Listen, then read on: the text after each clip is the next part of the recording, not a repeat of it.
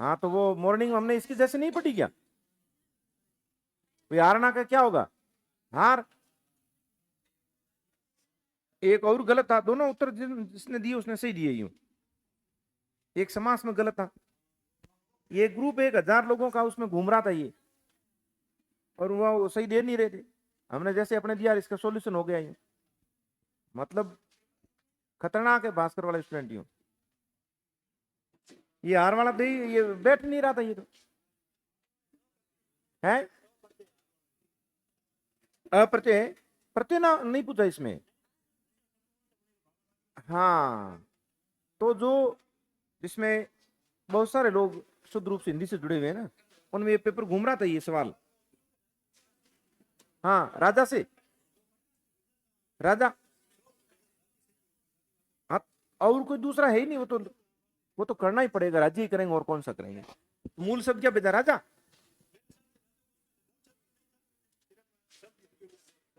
कौन सा स्रोत था? कहीं से लिए ये। अब ऐसा है, अगर ऐसा कोई सवाल आ गया तो आप क्या करोगे? और क्या करोगे बताओ? स्पष्ट दिख रहे हैं। मतलब हमें राज्य के बारे में पूरी जानकारी, जैसे मॉर्निंग आप सवाल कर रहे थे उसके बारे में भले में नहीं है, लेकिन दूसरा कोई उसमें विकल्प बैठ भी तो नहीं रहा, क्योंकि एक क्रिया से बन रहा है। धैर्य तो परीक्षा में कई बार पूछा गया है, इसलिए इसको तो आप मोस्ट करेंगे। मेरे जैसे नोट्स में भी इसको लिख रखा है मैंने यूं मोस्ट।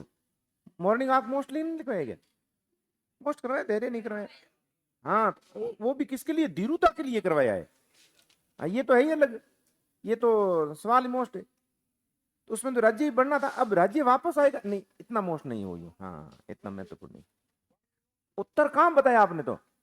जल्दी करो, इतना अपने पास आज थोड़ी क्लास कम होगी। बताओ अमीर खुसरो का जीवन काल। हाँ 1255 से,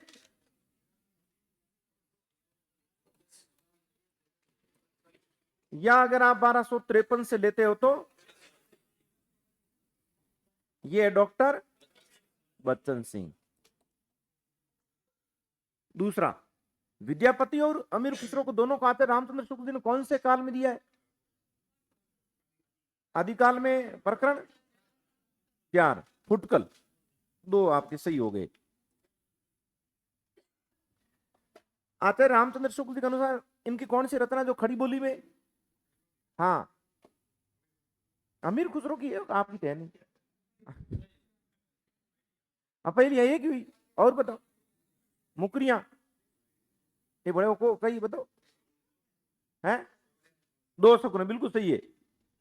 पहेलियां कितने हो गए? मुकरिया 2 शकुने। किस्सा चादर से पहले कौन सी रचना लिखी थी आपने? भाई ये हो गई पहेलियां, मुकरिया, 2 शकुने, लास्ट में किस्सा चादर। इससे पहले एक रचना कौन सी थी?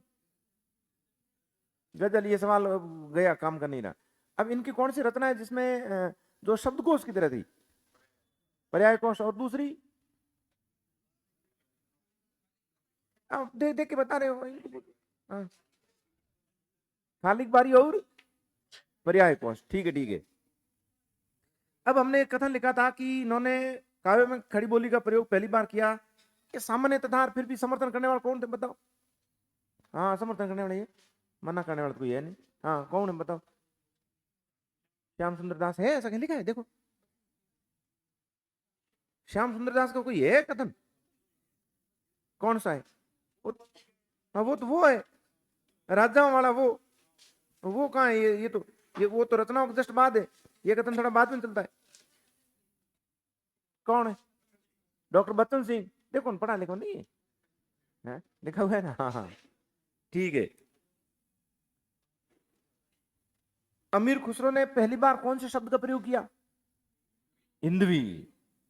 और वो क्या कहते हैं? हिंदुस्तान की तुझी। ठीक है। बस विद्यापति की ओर। अमीर खुसरो और विद्यापति दोनों आचार्य रामचंद्र शुक्ल जी के हिंदी साहित्य के इतिहास के आदिकाल के प्रकरण 4 फुटकल रचनाकारों में आते हैं। विद्यापति इनका सवाल आपके पक्का ही आएगा। अगर एपी का पेपर होता है तो सवाल अपने नोट्स में से आए इसकी गारंटी भी नहीं है।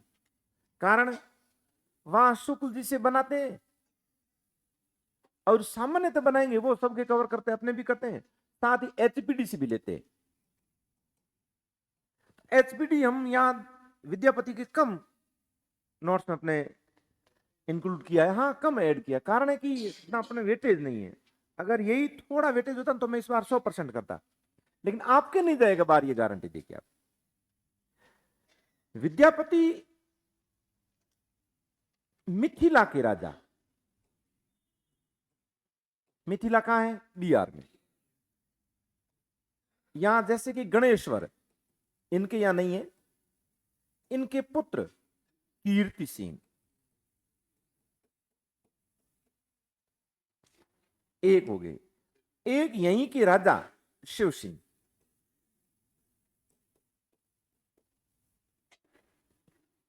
अब विद्यापति भारत के कौन से भाग में? पूर्वी भाग में।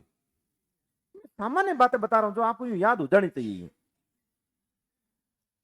अब कहानी ये कि मिथिला यहीं आपके राज्य पड़ेगा तिरहुत, ये एक ही है।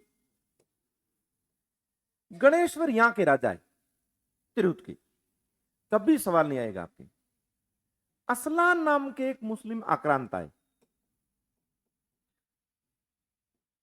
इन्होंने तिरहुत पर आक्रमण करके गणेश्वर का वध कर दिया और तिरहुत को हथिया लिया इन्होंने। किसने? असलान ने। मिथिला या तिरहुत के राजा गणेश्वर पर असलान नामक मुस्लिम आक्रांता ने आक्रमण किया और इसको मारकर या इन्होंने अपना आधिपत्य स्थापित कर लिया।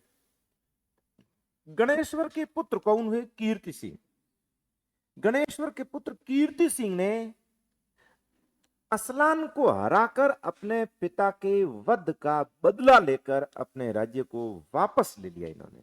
बस ये एक तरह से कहानी बन गई, ये लड़ाइयां आई, इसका मतलब वीर रस आ गया।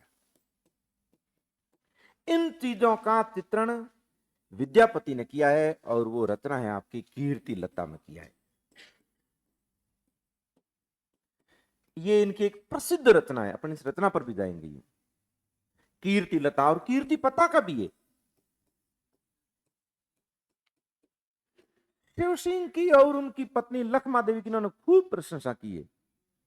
ये जो कीर्ति लता रचना है ये कीर्ति सिंह के लिए, कीर्ति पताका है शिव सिंह के लिए।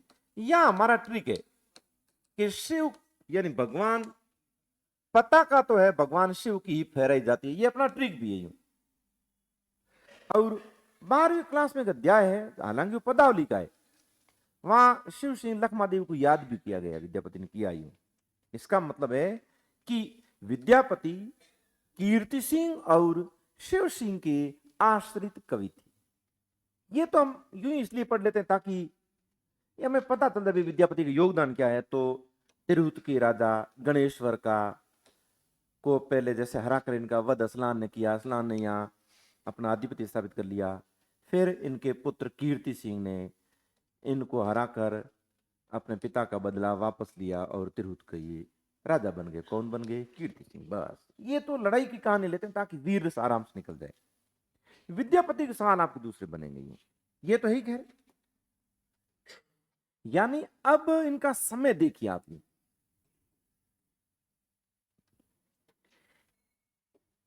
कहीं कहीं 1452 लिखा है, कहीं 1352 लिखा है, कहीं 1360 लिखा है, और भी दूसरा भी मिल सकता है ये 1448 लगभग है। ये ही है, ऐसा नहीं है, हमारे पास स्रोत है, ये एक स्रोत है। ये 1380 भी लिखा है, ये भी स्रोत मिलेगा, ये बस एक स्रोत है। अब देखिए जैसे 1050 से 1375, 1375 से 1700, 1700 से 1900, 1900 से यानी 1375 का क्या होगा? 1318 ईस्वी। और 1375 हो गए, 1700 का अर्थ हो गया 1643। ईसी, क्योंकि 57 आपने घटा लिए यूं।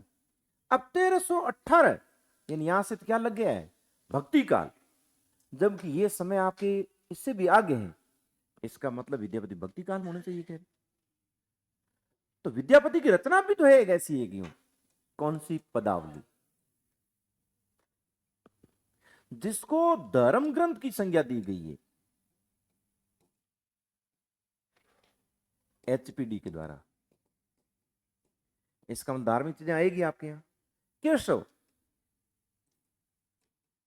केशव ने कवि प्रिया लिखी है। केशव ने छंदमाला लिखी है। कवि प्रिया में अलंकार है, छंदमाला में छंद है। ये क्या, ये काव्य के अंग है। और रीति काल के कवियों ने काव्यांगों का चित्रण किया है, कह रहे। तो ये तो केशव ने भी किया है, फिर केशव को रीति काल का प्रवर्तक मान लो। लेकिन केशव ने रामचंद्रिका भी लिखी है। रामचंद्रिका में भगवान श्री राम के बारे में। ये चीज तो किसके नजदीक जाएगी, भक्ति के नजदीक जाएगी। अब केशव की गणना कहां की जाए, दुविधा हो गई। सेनापति के साथ भी यही हुआ है। सेनापति की रचना रहेगी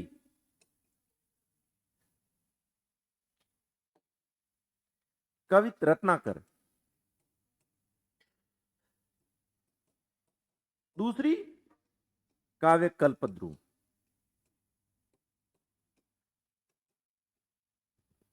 ये रचनाएं ये रीति की है। सेनापति की बात कर रहे हैं। सेनापति के प्रिय अलंकार कौन सा है, क्लेश है। सेनापति किसके लिए जाने जाते हैं, प्रकृति चित्रण लिए। और ये विशेषताएं किसकी है, ये विशेषताएं रहेगी रीति काल की। फिर सेनापति को रीति काल में स्थान दिया जाए, देना ही चाहिए। कह कवित रत्नाकर में कितनी, 5 तरंग हैं, जिसमें चौथी और 5वीं तरंग का संबंध भगवान श्री राम से। अब इसको भक्ति काल में दिया। यानी अदर झूल में क्यों लटके थे, कारण है। सेनापति की रचना कवित रत्नाकर में भगवान श्री राम के बारे में लिखा है, इसलिए अब सेनापति को कौन से काल में स्थान दिया जाए। आचार्य रामचंद्र शुक्ल जी ने सेनापति को और केशव दोनों को भक्ति काल के फुटकल, भक्ति काल के फुटकल कवियों में स्थान दे दिया। जीवन काल उनका रहेगा आपके 1555, किसका, केशव का। 1555 से 1617, ये 1555 से 1617, 1617 1555 एक अलग आंकड़ा है। 1555 555 बोरो और 1617 उनका रहेगा शायद 1589। ये समय भी भक्ति काल में स्टैंड करता है। लेकिन ये जो इनकी काव्य कल्पद्रु में, ये शुद्ध रूप से रीति का ग्रंथ है। इधर केशव के देखिए आप, कवि प्रिया अलंकार संबंधित है, छंदमाला छंद संबंधित है, ये काव्य का अंग है। तो रीतिकाल का प्रवर्तक मानते हैं बहुत सारे केशव को, जैसे कि डॉक्टर नगेंद्र श्याम सुंदर दास ने केशव को रीतिकाल का प्रवर्तक माना भी है। आचार्य रामचंद्र शुक्ल जी केशव और सेनापति दोनों को भक्ति काल के फुटकल रचनाकारों में स्थान देते हैं। कारण स्पष्ट है कि देखिए भैया, इनकी रचना में भक्ति का आपको मिलेगी चीजें, और इनकी रामचंद्रिका तो नाम से ही जाहिर है, भगवान श्री राम के बारे में यही है, भक्ति काल में यही तो लिखा गया है। यहां देखिए विद्यापति की भी पदावली, पदावली में किसके बारे में चित्रण है, राधा और कृष्ण। तो राधा कृष्ण का चित्रण तो सूर्य ने किया है, सूर्य तो गया भक्ति काल में, तो इनको भी ले लिया जाए भक्ति काल में। लेकिन इनकी जो दूसरी रचनाएं हैं, जैसे कि कीर्ति लता, ये वीर रस की, कीर्ति पताका ये भी, और इस प्रकार की वीर रस की रचनाओं के आधार पर ही तो आचार्य रामचंद्र शुक्ल ने आदिकाल को वीर गाथा काल की संज्ञा दी, और इन दोनों को अपने 12 ग्रंथों में स्थान भी दिया है। तो अब इनको आदिकाल माना जाए। विद्यापति को आदिकाल और भक्ति काल की संधि स्थल का कवि कहा जाता है।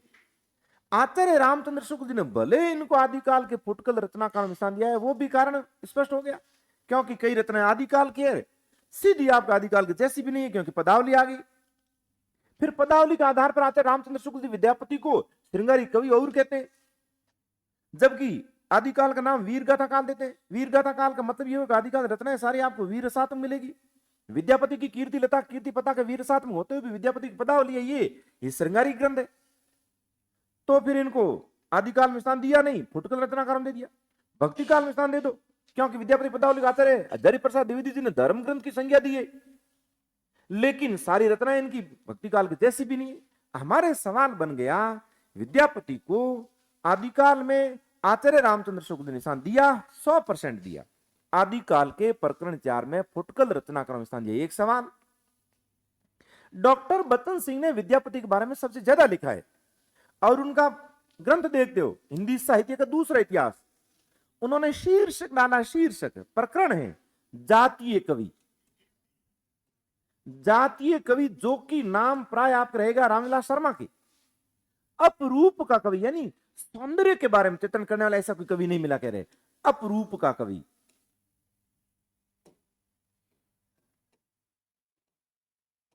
अपरूप का कवि ये प्रकरण है उस किताब में, यूं मोटे काले अक्षरों में लिख रखे हैं और उसके नीचे जो वर्णन है विद्यापति के बारे में। डॉक्टर बच्चन सिंह ने विद्यापति को जातीय कवि का, डॉक्टर बच्चन सिंह ने विद्यापति को अपरूप का कवि का, डॉक्टर बच्चन सिंह ने विद्यापति को श्रृंगारिक कवि का है।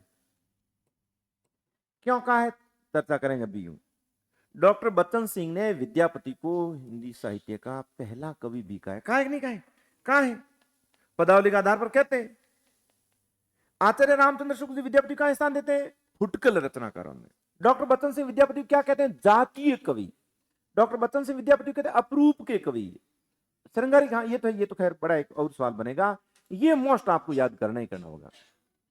विद्यापति को किधर स्थान दिया जाए, कहां दिया जाए? विद्यापति को भक्ति काल और आदिकाल के संधि स्थल का कवि कहते हैं। विद्यापति को आदिकाल भक्ति काल के संक्रमण काल का कवि कहते हैं। क्यों कहते हैं? क्योंकि पूर्णतः भक्ति काल में सेट नहीं हुए और आदिकाल की रचनाओं जैसी इनकी सारी रचनाएं है नहीं, इसलिए बीच में लटक गए। तो विद्यापति को संक्रमण काल का कवि कहते हैं, विद्यापति को संधि स्थल का कवि कहते हैं। बाकी तो ये तो है ही, ये तो इनको श्रृंगारिक भक्त उनमें आ जाएगा, लेकिन ये मोस्ट रहेगा। जिस प्रकार से प्राकृत का पानी नहीं कहा था ना हेमचंद्र को, सेम कैटेगरी का सवाल है। विद्यापति है कहां की? बिहार की। बिहार यानी मिथिला। गांव का नाम क्या है? बिस्पी। यहां के हैं। एटा के कौन थे? पटियाली के कौन थे? खुसरो। आपको यह भी याद करना था। विद्यापति बिहार में यानी मिथिला के बिस्पी स्थान, यहां विद्यापति का जन्म हुआ।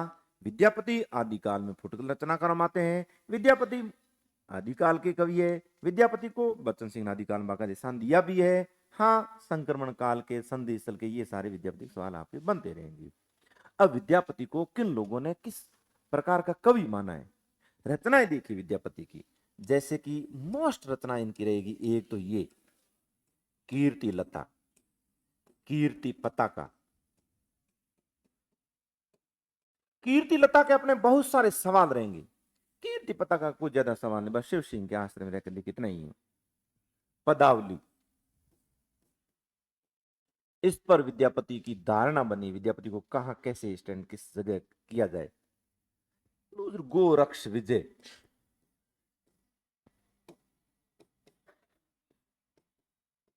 ये विद्यापति की एक नाटक है।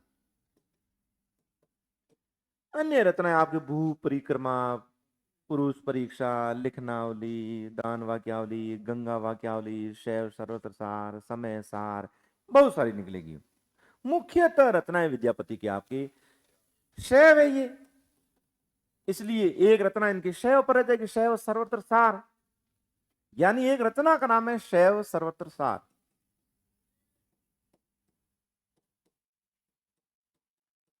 एक रचना और है उनके नाम के पीछे सार लगता है, इन दो तो ये होगी। ये याद करनी अगर नहीं की तो फिर विद्यापति के बारे में हम लोगों को याद नहीं है। ये इनका नाटक है, हमें इसलिए याद करना है।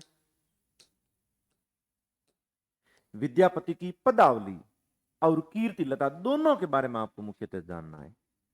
यानी विद्यापति को देखिए, ये तो आपको याद है, विद्यापति को जातीय कवि कहा है। किसने कहा है?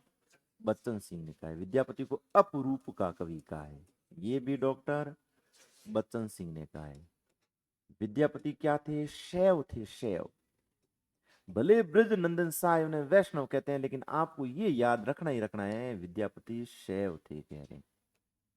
शैव थे, शिव जी के उपासक थे, कह रहे हैं। आदिकाल में शुक्ल जी क्या कहते हैं? फुटकल रचनाकारों में है, कह रहे विद्यापति।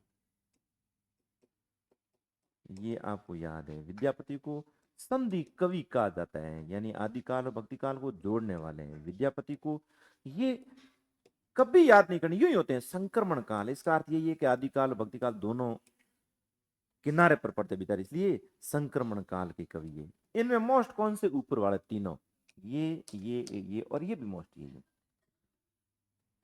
अब जैसे इनकी रचना है पदावली, आप इसके बारे में जानकारी होते ही विद्यापति को क्या क्या उपाधियां दी गई, क्या कहा गया, सारे सवाल निकल जाएंगे। पदावली में है किसकी रचना? देखिए, एक तो इसका नाम क्या? पद अवली। अब सूर्य के पद है, मीरा के पद है, तुलसीदास के भी विनय पत्रिका में पद है यूं, यानी कबीरे के भी शब्द और रमेनी पद है। जहां पद है वो क्या है? गेय है। और जहां पद है प्राय वहां क्या है? आपकी मुक्तक भी है, कह रहे।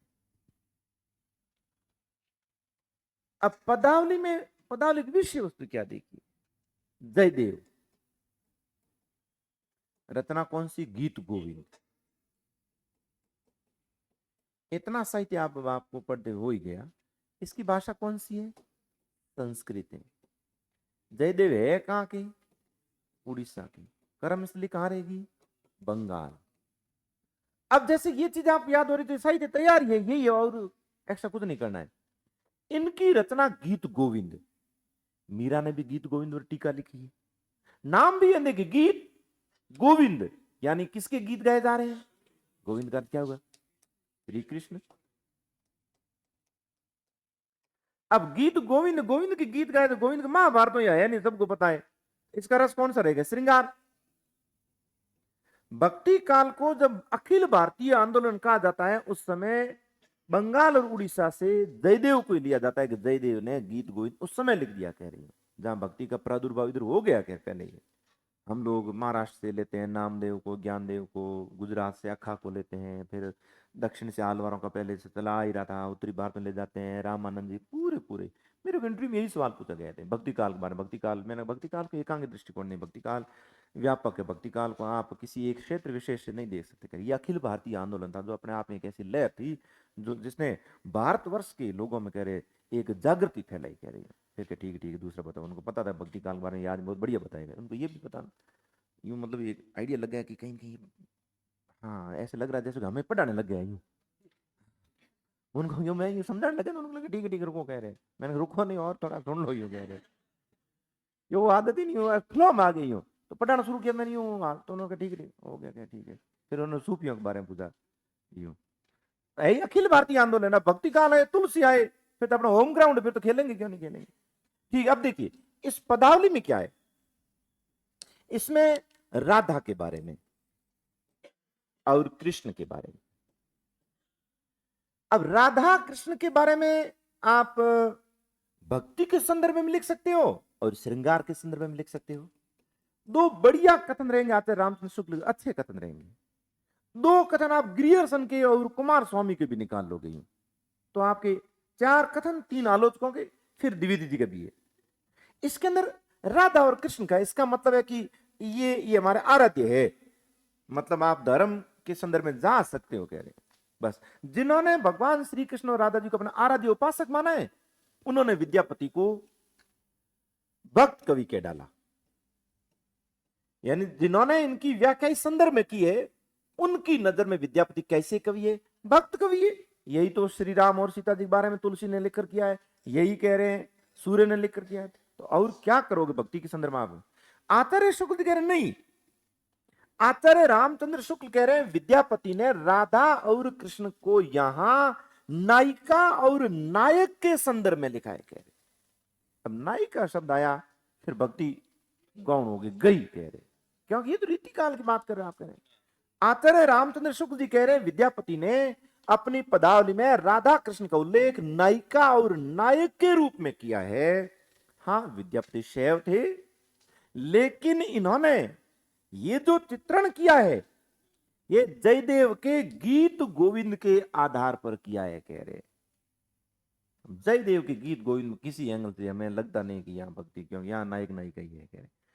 आचार्य शुक्ल जी कह रहे हैं विद्यापति ने, शुक्ल का कथन याद रखना बहुत जरूरी है। आचार्य रामचंद्र शुक्ल जी कह रहे हैं विद्यापति ने राधा और कृष्ण का उल्लेख नायिका और नायक के रूप में किया है, और वो भी कह रहे हैं जयदेव के गीत गोविंद के अनुकरण पर किया है। हाँ, शैव थे, ये कह दिया इन्होंने। विद्यापति को कृष्ण भक्तों में स्थान नहीं देना चाहिए, कह रही। ये कथन मैंने कई बार बताया आपको। ऐसी खरी खरी बात यही कहते, और कोई कहते नहीं है। क्या क्या कहते हैं? झाड़ फूंक, जादू टोना, तंत्र मंत्र, इंद्रिय निग्रह है, सांप्रदायिक शिक्षा मात्र है, इनको शुद्ध साहित्य में स्थान न दिया जाए, कह रहे। आउट सिद्धलाय हेमचंद्र, वहां इनका आएंगे मुंज, और इनका आदिकाल शुरू हुआ। कर किसको बार किया?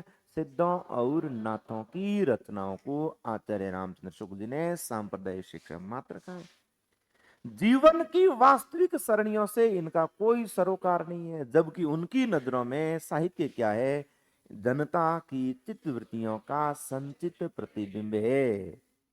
आदि से अंत तक इन्हीं चित्तवृत्तियों का अवलोकन करके साहित्य को समाज के साथ अंतर संबंध, साहित्य का समाज के साथ अंतर संबंध स्थापित करवाना है। यही तो कह इतिहास है। यानी और जनता की चित्तवृत्तियां कैसी हो सकती है? आरएसएस धार्मिक, आरएसएस धार्मिक होंगे ना, यानी ये तो गया। फिर आप बनोगे शिक्षक तो सामाजिक आप होंगे ही होंगे। सांप्रदायिक आचार्य शुक्ल जी का कोई नया नाम नहीं है, रचनाओं को बाहर करते ही करते हैं। सामाजिक शिक्षक बनेंगे, और आर से दूसरा को हो ही नहीं रहा है। ये राजनीतिक, सामाजिक, सांप्रदायिक और धार्मिक, क्योंकि आरएसएस धार्मिक कह रहे।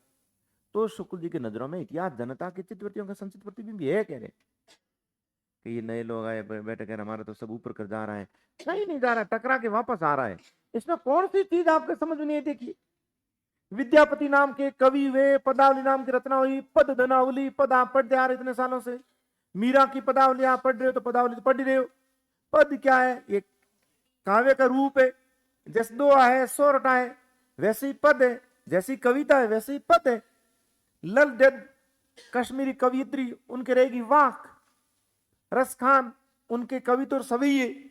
मीरा, उनके पद। तुलसी के दोहे, कवित, पद सारे रहेंगे। चौपाई, तुलसी चौपाई नाम से रचना नहीं है, दोहे नाम से दोहावली है, कविता नाम से कवितावली है, पद नाम से विनय पत्रिका है। पदावली कौन है? दारू कोट है, चलता हो तो कौन, मतलब कुछ समझना होगा, कुछ चीजें निकल जाएगी। क्योंकि अवली से आपने एक हो जाएगा कि इनकी रचनाएं ब्रज वाली है, जैसे कवितावली, दोहावली, गीतावली। गीत वो भी क्या है? गीति पद है वो भी। अवली अवली अवली जहां लगेगा वो तुलसी की रचना ब्रज की रहेगी। हाँ, विनय पत्रिका भी रहेगी। गे भी किसकी? तुलसी की। वहीं थोड़ा हमने लगभग देखिए। आचार्य रामचंद्र शुक्ल जी कह रहे हैं इन्होंने राधा और कृष्ण का यहाँ चित्रण नायिका और नायक के रूप में किया है, और वो भी कह रहे हैं जयदेव के गीत गोविंद के अनुकरण पर किया है, इसलिए विद्यापति को कृष्ण भक्तों में स्थान नहीं देना चाहिए। विद्यापति श्रृंगारी कवि है। हम कहते हैं राम राम राम, भाई भले आदमी हो तुम तो कह रहे। अब इतना मोटा कवि राधा कृष्ण का उल्लेख करे, आचार्य हजारी प्रसाद द्विवेदी इस ग्रंथ को धर्म ग्रंथ की संज्ञा दे। मामो उपाध्याय हरप्रसाद शास्त्री ने पंच देवोपासक है, एक दो देवता नहीं 5 देवताओं को उपासक है। बात करो, तो मोटो कवि है, पंच देवोपासक है, धर्म ग्रंथ की संज्ञा दे। और इन्होंने क्या कहा? क्या है? श्रृंगारी कवि है, कह रहे। हम लोग कहते हैं राम राम राम, कह रहे राम राम राम, मतलब आपको कोई परेशान नहीं हो? यहाँ राम वृक्ष बेनीपुरी, राम कुमार वर्मा और रामचंद्र शुक्ल ने विद्यापति को कैसा कवि कहा है? श्रृंगारी कवि कहा है। ये आपके सवाल बन गया है। यानी आचार्य रामचंद्र शुक्ल जी ये कह रहे हैं इन्होंने राधा कृष्ण को एक नायिका और नायक के रूप में किया है, और वो भी कह रहे हैं गीत गोविंद के आधार पर किया है, इसलिए विद्यापति को कृष्ण भक्तों में स्थान नहीं देना। कह रहे नहीं, समझना चाहिए। ये कहते हैं विद्यापति श्रृंगारिक कवि है, हम लोग कहते हैं राम राम राम कह रहे हैं। यानी रामचंद्र शुक्ल, राम कुमार वर्मा और राम वृक्ष बेनीपुरी, इन्होंने विद्यापति की पदावली का संपादन भी किया है। जहां राम राम राम इन तीनों ने विद्यापति कैसा कवि माना है? श्रृंगारी कवि। हमने कहा नहीं साहब, विद्यापति की पदावली में राधा और कृष्ण को ले गए, ये तो आध्यात्मिक कवि है।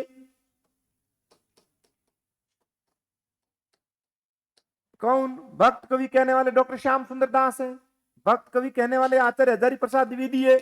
इन्होंने कहा विद्यापति भक्त कवि है। शुक्ल जी कह रहे आध्यात्मिक रंग के चश्मे आजकल बहुत सस्ते हो गए। कह रहे ये कथन तो कई बार पूछा गया है, इतना बढ़िया कथन, इतना प्यारा कथन है। आध्यात्मिक रंग के चश्मे आजकल बहुत सस्ते हो रहे हैं। जिस प्रकार से कह रहे जयदेव की ओर संकेत किया गया, वैसे ही विद्यापति को भी आपने आध्यात्मिक कवि कह डाला, जबकि ये श्रृंगारी कवि ये कह रहे आध्यात्मिक रंग के क्या है? चश्मे। कथन किसका रहेगा? शुक्ल जी का। कथन शुक्ल जी के आपके दो ही है। विद्यापति मोस्ट कवि है। कितना याद रहा? तो पटारे से छप रहा है, याद ही हो रहा है। हाँ, छप रहा है। पटियाले में किसका जन्म हुआ है? किसका? बताओ बताओ। बहुत बढ़िया, वेरी गुड वेरी गुड। ये है यार, बताओ आराम से बताओ, घबराओ मत। स्कूल में सेकंड के टीचर बन के जाओगे आप, बैग लटकाओ बड़े हो, 9:30 वाले बस में उतरते छोरा हम आज बैग डाले। हाँ, स्कूटी नजदीक स्कूल है, मुश्किल है मिलना। हिंदी वालों को तो हाँ दूर दूर मिलेगी, भले स्कूल दूर मिलेगी। स्कूटी मान लो, कोई मुझे कोई आपत्ति नहीं, स्कूटी ले लेना, कोई दिक्कत, गाड़ी ले लेना, कोई दिक्कत है। तो किस में जाएंगे? ले लेना, कार ले लेना, कोई दिक्कत है। तो फाटक खोल देंगे बच्चे, आप चिंता क्यों कर रहे हैं? उस समय आपका थोड़ा यूं रुतबा रहना चाहिए नहीं। और आप भी क्या कहोगे, सीधी भर्ती से लगे तो लाल लौटी भर्ती का है नहीं, प्रमोशन से। बाकी वाले प्रमोशन से आए, आप सीधी भर्ती से लगोगे। सेकंड के टीचर सीधे सेकंड की सीधी भर्ती से, तो थोड़ा कॉन्फिडेंस रहना चाहिए। बताओ किसका जन्म हुआ पटियाली में? अमीर खुसरो का हुआ है। और बिस्फी में विद्यापति का। किसका? विद्यापति का। अमीर खुसरो कोई दो रचना बताओ, कोई सी दो। खालिक बारी, दो शकुने, गजल, और बताओ। 3 बताई तो हमारा भी थोड़ा यूं हौसला बढ़ा है। और बढ़िया, हाँ और बताओ। पर्याय कोश 2 नंबर पर थी ये। 2 शकुने हो गई, गजल, किस्सा चा दरवेश, पहलियां मुकरियां तो है ही। पहलियां अप्रस्तुत में प्रस्तुत, मुकरियां मनोरंजन, बुद्धिचारिता, द्विअर्थी। अमीर खुसरो के बारे में अक्सर एक एक लाइन आपको यूं यूं याद हो जाएगी, एक एक लाइन, एक एक सीधी यूं, कोई कहीं छूट ना पाए यूं, क्योंकि इतना ही लिखा हमने, 1.5-2 पृष्ठ है आपके यूं। विद्यापति का फिर भी थोड़ा लेंथ ही है यूं। तो यहां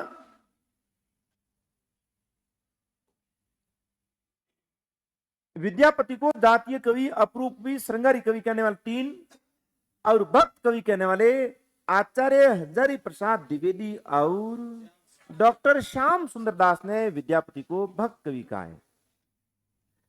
बच्चन सिंह हमने छोड़ रखा है, यानी डिबेट क्या है? श्रृंगारी कहे भक्त है, श्रृंगारी कहे भक्त है, कह रहे। अब एक आप आगे जाओगे, रीतिकाल की छायावादी, सॉरी एक परिभाषा रहेगी छायावाद की परिभाषा। छायावाद से पहले हम लोग पढ़ेंगे द्विवेदी युग। द्विवेदी युग का साहित्य स्थूल साहित्य। स्थूल कैसे? स्थूल का मतलब वहां राष्ट्रभक्ति है, देशभक्ति है, थोड़ा नीरसता आ गई। मैथिली शरण गुप्त जैसे कवि आ गए, उनकी रचनाएं भारत भारती जैसी आती है, थोड़ा राष्ट्रीयता का भाव तो है, लेकिन साहित्य का राष्ट्रीयता से तो ठीक ठाक संबंध है।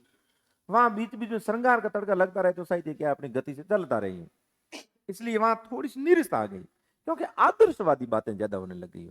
आदर्शवादिता का मतलब ये हुआ कि कौन थे, क्या हो गए, क्या होंगे, अभी कह रहे अपन को भी कई बार कह जाता नहीं हो, कई बार जैसे कोई उर्दंगी छोरे होते हैं तो फिर उनको कहते हैं केड़ा थारा माई तम बेटा केड़ा होया होते तारे के, इसका मतलब है कि अपने मामला गड़बड़ ज्यादा है, माई तो ठीक थे भले बेचारे कह रहे। ये आदर्शवादी एक तरह से तपत लगाई जाती है हमारे ऊपर कह रहे।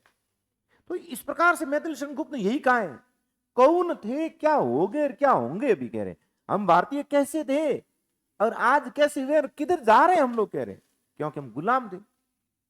ये इसमें निरस्त आगे भी है, ये स्थूल साहित्य था। और इसके आगे आता है छायावाद। वहां ये आएंगे, छोड़ ध्रुवों की छाया, तोड़ प्रकृति से माया, बाले तेरे बाल जाल में कैसे उलझा दूं लोचन कह रहे हैं।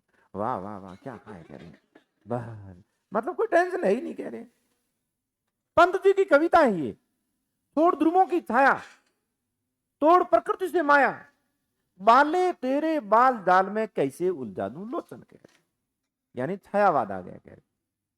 संध्या सुंदरी उतर रही धीरे धीरे अपने पास फैलाए कह रहे, संध्या रूपी सुंदरी उतर रही कह रहे। और प्रसाद जी के तो और भी खतरनाक है, पढ़ोगे आप, वो तो कह रहे ये जो सूर्योदय हो रहा है, लालिमा ये तो मेरी पत्नी की गालों से ली जा रही लालिमा कह रहे, इनके पास कहां लालिमा दिखे वो। हाँ, उनके आत्मकथे पढ़ना कभी आपको, छायावाद है। बीती हुई बावरी का हमने पहले पढ़ा भी था, उनके कारण गीत में भी यही है। तो वहां परिभाषा है नगेंद्र की, स्थूल के प्रति सूक्ष्म का विद्रोह, स्थूल के प्रति सूक्ष्म का विद्रोह। ये नेट 2013 में आया था, ये सवाल मेरे गलत हुआ क्योंकि इतना हमने इसको बारीकी से, स्थूल हो सूक्ष्म हो विद्रोह है, लेकिन वहां विद्रोह क्या है दूसरा हो गया। वहां पूछ लिया सूक्ष्म के प्रति स्थूल का विद्रोह कह रही हूँ।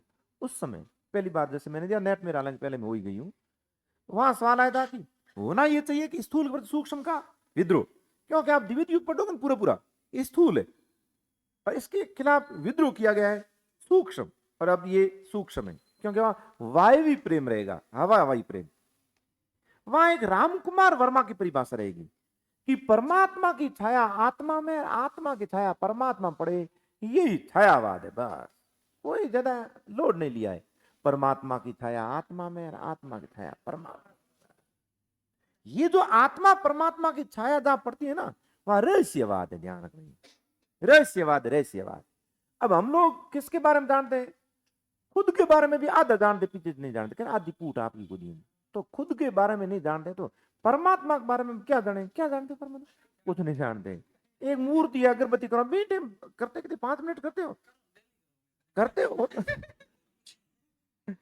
नहीं, आगे आपको और ज्यादा करनी पड़ेगी। अब कितने 2 लगा रहे अगरबत्ती, एग्जाम आएगा 5 लगेगी, फिर भी लगेगा कम है कह रही है। कर रहे हैं, बिल्कुल बिल्कुल करेंगे, सही है। क्योंकि एग्जाम के समय तो भगवान इतने कंफ्यूज होते हैं कि कहां जाए, यूं इतने लोग उनको क्या खींचातानी करते हैं उनकी। हाँ तो फिर ठीक है आपकी, सही है, नहीं तो क्या लास्ट में कंफ्यूज हो जाएंगे। तो वहां जैसे आत्मा परमात्मा के बारे में ना, इसे रहस्यवाद कहते हैं, रहस्यवाद। परमात्मा के बारे में कोई भी बात कही, ये कबीर भी यही कह रहे थे कि आत्मा परमात्मा में विलीन हो गई, और यही उन्होंने कहा है कि कमलिनी के बारे में, काहेरी कुमलानी तू कमलिनी के, जल में उत्पत्ति जल में बास, जल में नलिनी तोर निवास कह रहे कबीर का। तो जल में तो उत्पत्ति है, जल में तेरा वास है, फिर भी तू क्या इतनी कुमलाई, निराश क्यों, परेशान क्यों है, किसको कहा है, नलिनी कमल की नाल को कहा है। यानी आत्मा को कहा कि परमात्मा से तू उत्पन्न हुई है, परमात्मा में तेरा निवास है, फिर भी तू मुरझाई हुई क्यों है कह रहे। तो आत्मा परमात्मा के बारे में इस प्रकार का चित्रण कोई करे तो ये रहस्यवाद है, मान के चलिए, क्योंकि इसे मिस्ट्रिसिज्म कहते हैं, मिस्ट्रिसिज्म। आगे अपन जाएंगे ना तो इस मुकुटधर पांडे के अनुसार इसकी परिभाषा लेंगे, मिस्ट्रिसिज्म शब्द काम में लेंगे। छायावाद में, छायावाद कब पढ़ेंगे, पढ़ लेंगे, टाइम लगेगा, अति भक्ति काल चले। वैराग्य कैसे,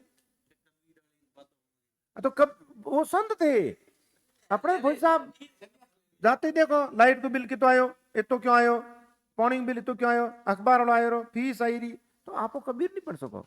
वो जियो की तो पूरे 120 साल, क्योंकि उन्होंने कहा है ना कि चाह गई चिंता गई मनवा बेपरवाह, जाको कुछ चाहिए सोई संशा कह रहे।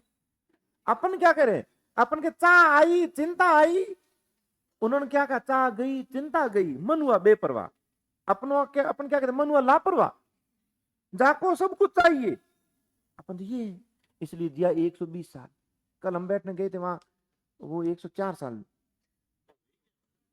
इधर शिवकर 104 साल, 104 साल जिए और कह रहे थे कि कोई चिंता नहीं थी उनके, किसी प्रकार कोई चिंता। 104 साल। उनके सबसे बड़े सुपुत्र वो 80 क्रॉस है। इनके सुपुत्र मोहन जी वो मेरे परम मित्र है। हाँ, हिंदी के लेक्चरर वही हूँ। यानी इतने साल उम्र जीने का मतलब है कि चिंता किसी प्रकार की नहीं है। यहाँ तो रात में 4 बार जग जाते हैं, 4 बार। 7 बजे क्लास है, 6 बजे क्लास है, 6:30 बजे क्लास है। पूरी रात जगता रहो थे हैं। 4 बजे जग जाते हो, उसके बाद बार बार मोबाइल देखते हो भाई। 5 है देखते हो ना, और भरोसा और नहीं रहता, पता नहीं अलार्म खराब हो जाएगा है। अलार्म बड़ा है, सही बात है। चलो तो ठीक है। जैसे कि अब रहस्यवाद का अर्थ यही है कि आत्मा परमात्मा के बारे में बात करें। या ग्रियर्सन क्या कहते हैं, देखिए ग्रियर्सन, ग्रियर्सन ये कहते हैं कि राधा आत्मा का प्रतीक है, श्री कृष्ण परमात्मा के प्रतीक है। कह रहे लो, आत्मा परमात्मा, ग्रियर्सन कह रहे हैं आत्मा परमात्मा के प्रतीक है, कह रहे। जबकि राधा श्री कृष्ण को कहती थी कि श्री कृष्ण राधा को कि कब बहू ने देखी इन गलियों में तेरे को, तू किधर से आई है, कह रहे। आत्मा परमात्मा लागे तो नहीं थी, लेकिन इन्होंने ये कहा है। ग्रियर्सन ये कह रहे हैं कि राधा आत्मा का प्रतीक है, श्री कृष्ण क्या है, परमात्मा के प्रतीक है। और आत्मा परमात्मा की जहां बात आती है वहां स्वाभाविक रूप से क्या हो जाता है, रहस्यवाद। इसका मतलब यह है ग्रियर्सन ने विद्यापति को रहस्यवादी कवि कहा है। कुमार स्वामी ने भी यही कहा है, आनंद कुमार स्वामी पूरा नाम है, और आपके कुमार स्वामी आ सकता है। कुमार स्वामी ने भी यही कहा है कि हाँ, राधा आत्मा का प्रतीक है और श्री कृष्ण है परमात्मा का प्रतीक। आत्मा परमात्मा से मिलन करती है, और यही कह रहे हैं रहस्यवाद है। यानी कुमार स्वामी और ग्रियर्सन दोनों ने विद्यापति को कैसा कवि कहा है। ये हो गए विद्यापति श्रृंगारिक कवि है। कहने वाले कौन है, राम राम राम, यानी आचार्य रामचंद्र शुक्ल जी नंबर 1 पर रहेंगे।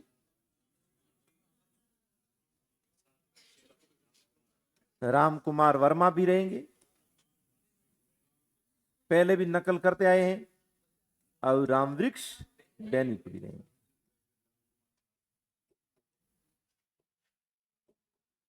ठीक, विद्यापति को भक्त कवि कहने वाले कौन है, आचार्य हजारी प्रसाद द्विवेदी है।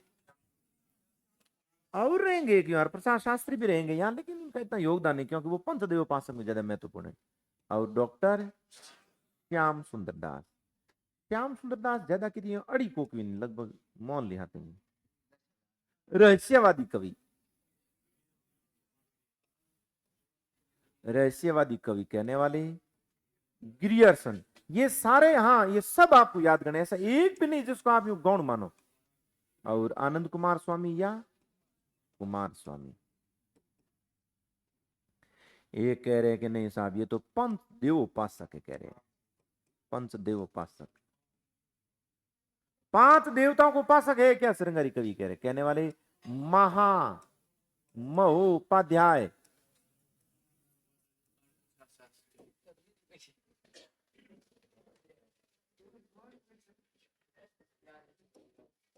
हर प्रसाद शास्त्री। इसका मतलब इसकी आपके फिर जरूरत पड़ेगी हर प्रसाद शास्त्री की। इन्होंने तो कीर्ति लता और कीर्ति पता के बारे में हमने पहले पढ़ लिया, पहले आप याद नहीं है। हाँ, कह रहे इन रचनाओं का पता तो ग्रियर्सन ने लगा लिया, किसका, कीर्ति लता और कीर्ति पता का, लेकिन ये उनको मिली नहीं। याद है आपको क्या, रचना कौन सी थी, प्रबंध है मुक्तक है। प्रबंध का अर्थ क्या हुआ, कथा टाइप है। और कीर्ति लता में किसकी है, कीर्ति सिंह की। कीर्ति पताका में शिव सिंह की, पताका भगवान शिव की फहराई जाती।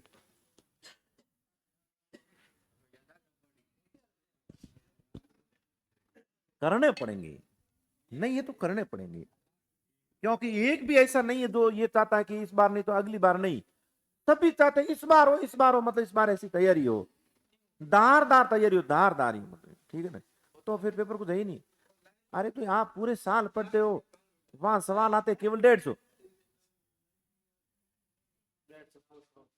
उसमें से आपको करने 130 के आसपास, 25 भी पर्याप्त है, 20 में भी हो जाएगा जीके बढ़िया है तो। और 120 सवाल भाई तैयारी वालों के अपने सब्जेक्ट में कोई बड़ी बात नहीं मानता। हाँ आराम से, क्योंकि अपने 130 प्लस तो बहुत सारे स्टूडेंट जाते हैं, मैं नहीं मानता हूं। अगर इससे कम करके आते हो फिर आप कमजोरी रहती है, आराम से कर सकते हो, कोई दिक्कत नहीं। फिर जीके ठीक ठाक करो और निकाल कर बाड़मेर करो हिंदी में। हाँ ये कोई एक आदमी जिम्मेदार नहीं है। पंत देवोपासक महामोपाध्याय प्रसाद शास्त्री, जातीय कवि। किताब पढ़ते नहीं तो आपको ये इतना सरल लगता है, क्योंकि किताब के अंदर लाइन है। अब जैसे कि भारतीय चिंतन धारा का स्वाभाविक विकास, मैं आपको रोज पढ़ाता हूं और आपको रटा दिया। मुझे पता है द्विवेदी की किताब में ऊपर से ठेठ नीचे आते हो 3-4 लाइन छोड़ ऊपर शीर्ष से डाल रखा है भारतीय चिंतन धारा का स्वाभाविक विकास। अब पाठ पढ़ा है कोई तो उसका आप शीर्ष कैसे भूल सकते हो, यहां पर भी ऐसे ही है।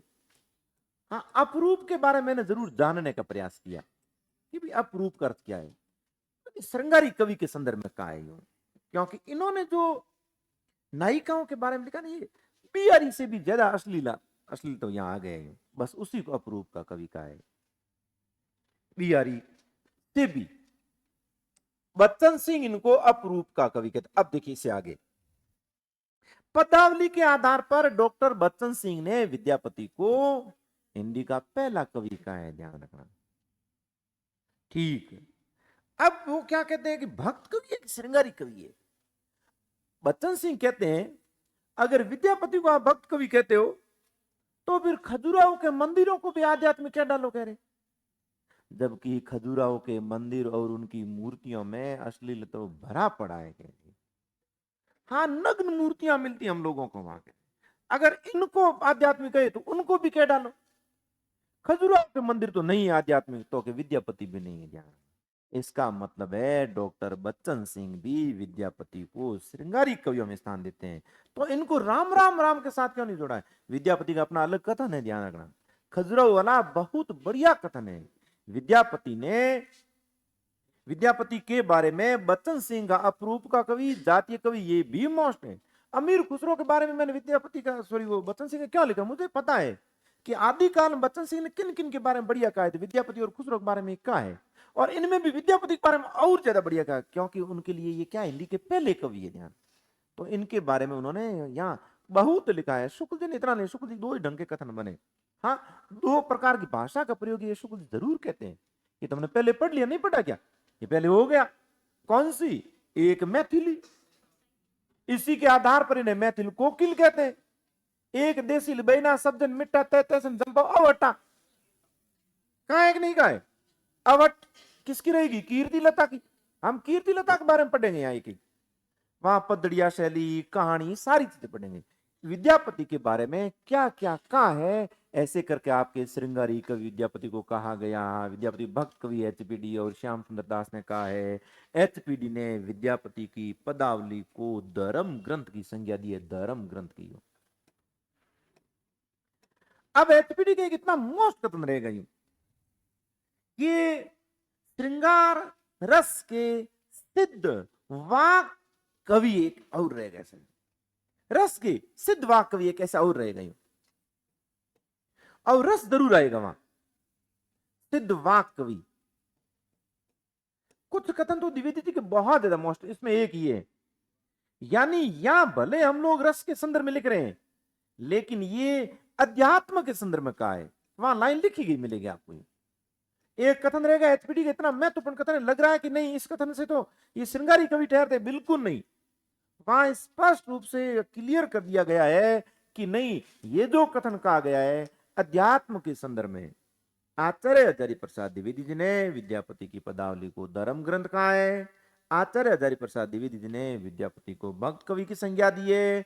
और रस सिद्ध वाक कवि एक ऐसा और कथन है जो पढ़ते मुझे भी लगता है कि नहीं ये तो श्रृंगार के बारे में बिल्कुल नहीं, रस केवल श्रृंगार ही नहीं होता है, रस 9 है पूरे। इसलिए ये जो कथन रहेगा ये भी भक्ति के संदर्भ में, अध्यात्म के संदर्भ में। श्रृंगारी कवि कहते कहते आप बच्चन सिंह गाते हो, बच्चन सिंह ने कहा अगर इनको आप आध्यात्मिक कवि कह दो तो फिर खजुराहो की मूर्तियों को भी आध्यात्मिक कह डालो। कह रहे वो किसी एंगल से नहीं है, तो ये भी नहीं, ये कवि कैसे है, श्रृंगारी कवि है। कह रहे आत्मा परमात्मा वाला गिरियर्सन के साथ में कौन है, कुमार स्वामी। ऐसे करके बहुत सारे विद्यापति के बारे में अपने अपने मत हो गए। विद्यापति की उपाधियां भी है, विद्यापति शैव थे, विद्यापति ने पदावली लिखी। पदावली की भाषा कैसी है, मैथिली भाषा है, मैथिली भाषा है। विद्यापति को मैथिल कोकिल कहा जाता है, मिथिला की कोयल। अच्छा, कोई 4 कवि ले लें, जैसे कि एक सूरदास, एक विद्यापति, एक जयदेव, एक गोरखनाथ, तो विद्यापति ने किसका अनुकरण किया है? क्लियर मामला है कि जयदेव का ही किया है। हाँ, विद्यापति ने जयदेव का अनुकरण किया है, इसलिए ये कैसे जयदेव है, ये अभिनव जयदेव है, ये नए जयदेव है। कह रहे ये हम लोग ये भी तो कहते हैं ये समुद्रगुप्त भारत के नेपोलियन, यानी इन्होंने जयदेव का। अब जैसे कि ये भी कथा नहीं आरंभ, जैसे मैंने मेरे लिए सेकंड ग्रेड तैयारी की नहीं, इतनी हमारे नहीं आई समझ में, रट्टा मारना पड़ा, अभिनव जयदेव कहते हैं। क्यों? क्योंकि आप इतना जयदेव के बारे में नहीं पढ़ रहे थे। अब एकदम क्लियर हो रहा है जयदेव के अनुकरण पर, इसकी रचना की, इन्हें कृष्ण भक्तों में स्थान न दिया जाए, फिर आध्यात्मिक रंग के चश्मे सस्ते हो गए, जयदेव की तरह इनको भी कह डाला है। इसका मतलब है जयदेव का इन्होंने अनुकरण किया, अभिनव का नया है, और ये नए जयदेव है। विद्यापति को शिव सिंह ने अभिनव जयदेव की उपाधि दी। उपाधियां इनके बारे में ऐसे कर कितने सवाल, बहुत सारे सवाल बन गए। अभिनव जयदेव वाला सवाल किसी के गलत नहीं होगा, मैथिल कोकिल मिथिला की कोयल ये गलत नहीं होना। अब आपके खेलन कवि, रंजन कवि, कवि कंठार, ऐसे 4-5 और रह जाएंगे। ये विद्यापति की उपाधियां, विद्यापति किन्होंने किस में लिया, विद्यापति की पदावली, पदावली में किसके बारे में, राधा कृष्ण के बारे में पद है, गे है धर्म ग्रंथ का। और अब विद्यापति की पदावली है जिसमें राधा कृष्ण का उल्लेख भले नायक नायिका रूप में माने, भले भक्त के रूप में माने, इतना तय है कि राधा कृष्ण का उल्लेख तो है कि नहीं है। और रचना बड़ी सरस रचना है। हम पढ़ेंगे आगे भक्ति काल में, संप्रदाय पढ़ेंगे, वल्लभ संप्रदाय, हरिदासी संप्रदाय, निम्बार्क संप्रदाय, संप्रदाय पढ़ेंगे। जैसे कि वीरू तो रहेगा विष्णु स्वामी का रुद्र संप्रदाय, जैसे हीरा तो हित हरिवंश का राधा वल्लभ संप्रदाय, हज बीबी हरिदासी तो ये हरिदासी संप्रदाय से जुड़े हुए भक्त कवि है। श्रीदेव, श्री भट्ट, परशुराम देव, हरिव्यास देव ये रहेंगे निम्बार्क संप्रदाय से जुड़े हुए भक्त कवि कह रहे। ऐसा ही एक संप्रदाय पढ़ेंगे गौड़ीय संप्रदाय। गौड़ीय संप्रदाय कहां है, बंगाल का है। किसका है, चैतन्य महाप्रभु का है। चैतन्य महाप्रभु जो हम वो पढ़ते हैं ना, सनातन गोस्वामी, जीव गोस्वामी, रूप गोस्वामी, ये सारे गोस्वामी इससे जुड़े गए।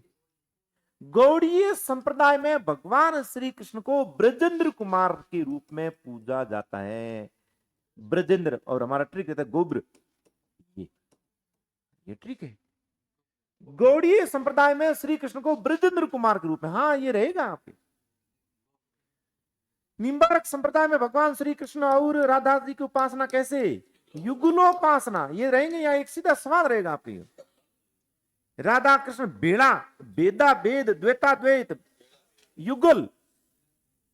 और राधा वल्लभ संप्रदाय में राधा को श्री कृष्ण के बजाय प्राथमिकता दी जाती है। तो ये गौड़ीय संप्रदाय है, ये चैतन्य महाप्रभु का संप्रदाय है। और चैतन्य महाप्रभु विद्यापति की पदावली को सुनते सुनते कह रहे भाव विभोर हो जाया करते थे। कह रहे हाँ, मूर्छित हो जाया करते थे, जैसे हुए थे ना हमारे रत्न सेन। हाँ, विद्यापति की पदावली को सुनते सुनते चैतन्य महाप्रभु मूर्छित हो जाया करते, भाव विभोर हो जाया करते, अचेतन हो जाया करते। ऐसा आगे अपन और पढ़ेंगे। परम आनंद आयो, वहां परमानंद के बारे में पढ़ेंगे। परमानंद दास अष्टछाप के कवि है, अष्टछाप कवियों में आपके 8 कवि रहेंगे, 4 रहेंगे के पी एस। अब सारा इतिहास मैंने आपको सुना तो दिया है, मैं नहीं सुनाया क्या भाई, जहां जहां अपन चर्चा करते वहां आपको तुमको सुनाते ही है। अब याद तो हो ही रहा है, क्यों नहीं हो रहा है, हो जाना चाहिए। कुंभन दास, कृष्णदास नहीं, कुंभन दास, कुंभ है वो मोटा, फिर कृष्णदास, परमानंद दास और सूरा, 2 स्वामी नैनोनंद दास, छीत स्वामी, गोविंद स्वामी, गोविंद स्वामी गोता खातो, यानी गोविंद स्वामी के गीत सुनने के लिए तानसेन आया करते थे, और वो भरतपुर के आंतरी जिले के हैं। फिर एक रहेगा चतुर्भुज दास, जो कुंभन दास के पुत्र है। बोलो बोलो क्या कह रहे हैं, दबा दिया आपको। ऐसा है, पुराने ये आदिकाल पढ़ा नहीं है। भरतपुर के राजा का देश भरतपुर, जयपुर के राजा का देश जयपुर, इसलिए तो उनको अवसर मिला। यानी इनकी राष्ट्रीयता कैसी थी, संकुचित थी, मरने को तैयार होते, लेकिन होते कितने, एक क्षेत्र विशेष के लिए। जोधपुर पर आक्रमण कर लिया, जयपुर वाला ताली बजाता कि ठीक हो गए, यो नहीं ढाबड़े को काले तारी तारी हो गए, जयपुर उसके लिए मर मिटेंगे। संकुचित राष्ट्रीयता, इसी का परिणाम था मुस्लिम आक्रांताओं को अवसर, और लंबे समय तक उन्होंने आतताइयों ने हमारे यहाँ शासन किया कह रहे। तो वहां एक परमानंद दास पढ़ेंगे, वहां पर हमारा ट्रिक रहेगा, परम आनंद आयो यूं।